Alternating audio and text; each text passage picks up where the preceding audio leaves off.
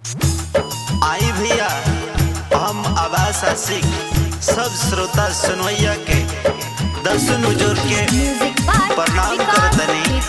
और देखी जमाना कहां से कहां चल गई, युग कितना खराब हो गई। जमाना के देखते हुए कवि के भाव लगल बा कैसे।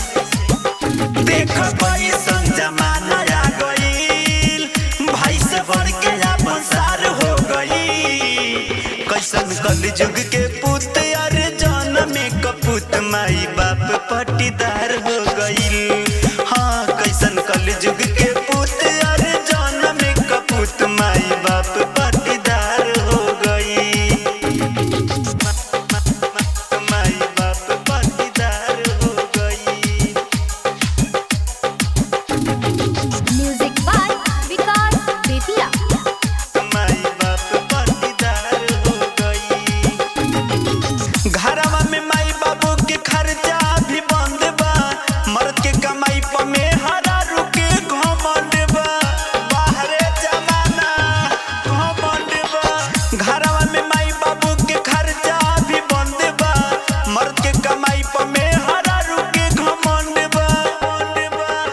देखे असुआ के धार हो गईल, देखे असुआ के धार हो गई। कैसन कलयुग के पुत यार जन्म में कपूत, माई बाप पटीदार हो गईल।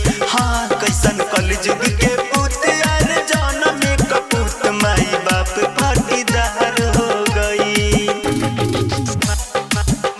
माई बाप पटीदार हो गई। म्यूजिक बाय विकास बेतिया। माई बाप पटीदार हो गई। हो अपन बहिन भइली गर्दनी के फांसी, देखो ससुरारी में साली भइली काशी।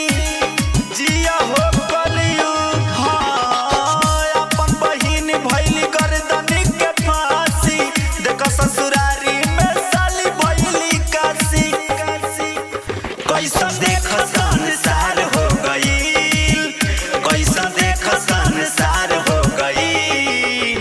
कैसन कलयुग के पुत यार जन्म में कपूत, माई बाप पटीदार हो गईल।